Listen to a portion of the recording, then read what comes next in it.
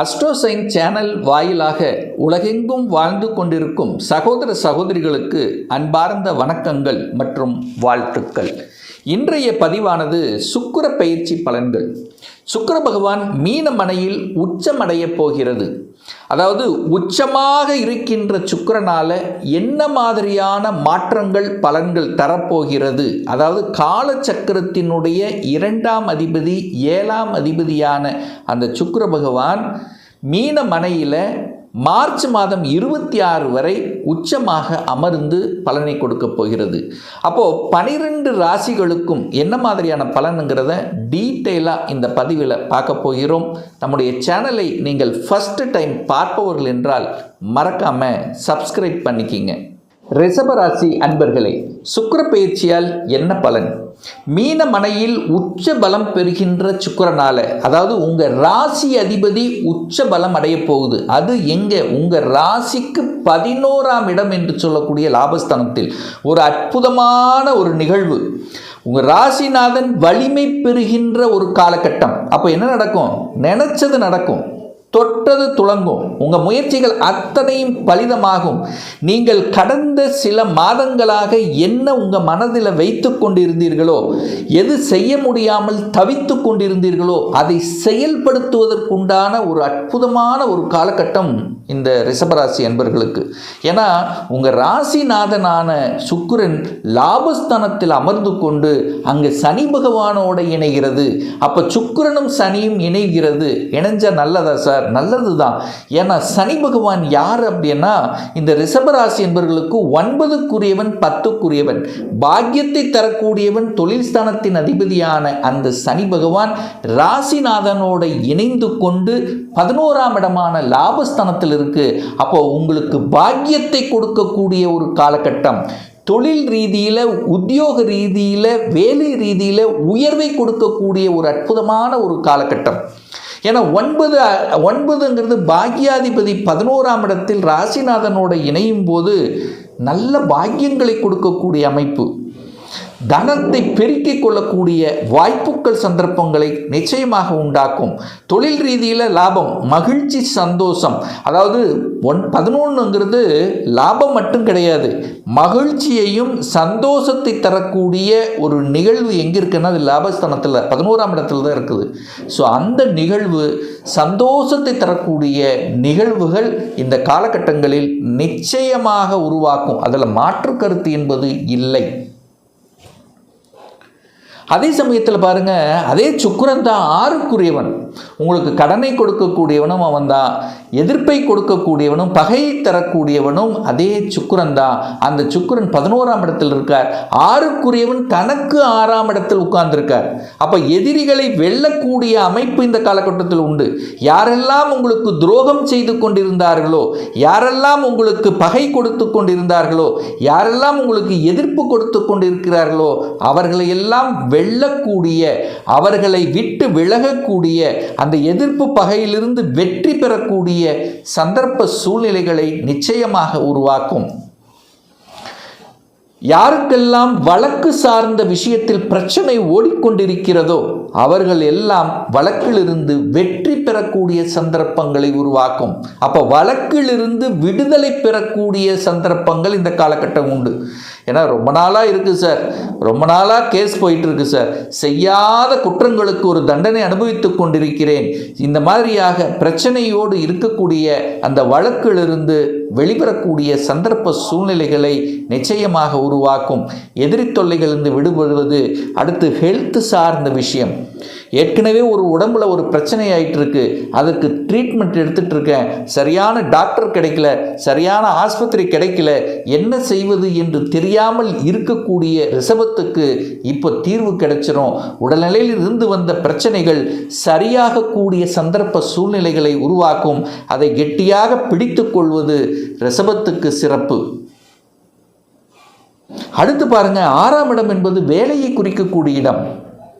யாருக்கெல்லாம் வேலை இல்லாமல் இருந்து கொண்டிருக்கிறீர்களோ, அல்லது 2-3 இன்டர்வியூ அட்டெண்ட் பண்ணிட்டேன் சார், 1 மாதம் 2 மாதமாக ஒரு வேலை தேடிட்டு இருக்கேன் சார், நான் ஏதோ ஒரு வேலையில் இருக்கேன் சார், படித்த படிப்பு வேறு, ஸோ இந்த மாதிரி இருந்து கொண்டிருக்கக்கூடிய ரிஷபத்துக்கெல்லாம் வேலை கிடைக்கக்கூடிய அற்புதமான ஒரு பீரியட். வேலை கிடச்சிரும். வேலையில் எந்த வித மாற்று கருத்தும் இல்லை.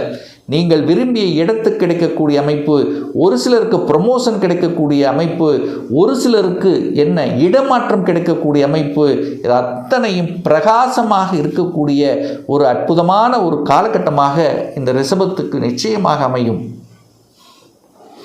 அதிலும் குறிப்பாக பார்த்தீங்கன்னா 2-3-2026 4-3-2026 வரை அந்த சுக்கிர பகவான், உங்கள் ராசிநாதன சுக்கிர பகவான் குருவினுடைய நட்சத்திரத்தில் இருக்கார். சுக்கிரன் குரு காம்பினேஷன் வருது. அப்போ தனத்துக்கு என்ன பிரச்சனை? நிச்சயமாக பொருளாதார உயர்வுகளை கொடுக்கக்கூடிய காலகட்டம். ஏன்னா குருங்கிறது எங்கே இருக்கார்? 2ஆம் இடத்துல உட்கார்ந்துருக்கார். அதுவும் இப்போ இந்த காலகட்டத்தில் வக்ர நிவர்த்தி அடைய போகிறார். அப்போ என்ன? நிச்சயமாக பொருளாதார உயர்வு. ராசிநாதன் 11ஆம் இடத்துல உச்சமாக, அது யோகக்காரகன் என்று சொல்லக்கூடிய சனியினுடைய இணைவு பெற்றிருக்கின்ற காரணத்தால் ஒரு நல்ல நிகழ்வு நடைய காத்து கொண்டிருக்கிறது அப்படிங்கிற சொல்லலாம். அப்போ பொருளாதார உயர்வை கொடுக்கக்கூடிய ஒரு காலகட்டம் ரிஷபராசி அன்பர்களுக்கு. அடுத்து பார்த்தீங்கன்னா 5-3-2026 14-3-2026 வரை பார்த்தீங்கன்னா சனி பகவானுடைய நட்சத்திரத்தில் பிரயாணம் பண்ணுறார். சனி பகவான் அப்படிங்கிறது யார் அப்படின்னா உத்திரட்டாதி நட்சத்திரத்தில் சனி பகவான் 9க்கும் 10க்குரியவன். உங்களுக்கு யோகத்தை தரக்கூடியவன் சனி பகவான். ராஜ யோகத்தை தரக்கூடிய கிரகம் இருக்கக்கூடிய 9 கிரகத்திலேயே இந்த ரிஷப ராசி என்பவர்களுக்கு யோகத்தை கொடுக்கும் சனி பகவான். அந்த சனி பகவானுடைய நட்சத்திரத்தில் உங்கள் ராசிநாதன் செயல்பட்டு கொண்டிருக்கிறார். அப்போ லாபத்தை கொடுக்குமா இல்லையா? பாக்கியத்தை கொடுக்குமா இல்லையா? தொழில் ரீதியில் உயர்வை கொடுக்குமா இல்லையா? நிச்சயமாக கொடுக்கும். தகப்பன் மூலமாக நல்லவைகள் நடக்கக்கூடிய அமைப்பு.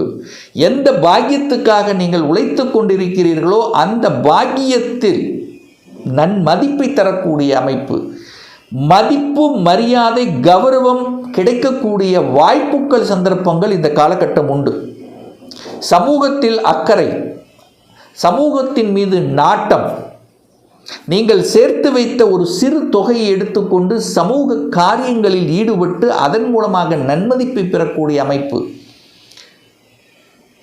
அரசியல் சார்ந்த விஷயத்தில் அனுகூலம், ஆதாயம். அரசியல் இருக்கின்றவர்களுக்கு நல்ல ஒரு வாய்ப்பு கிடைக்கக்கூடிய அமைப்புகள்.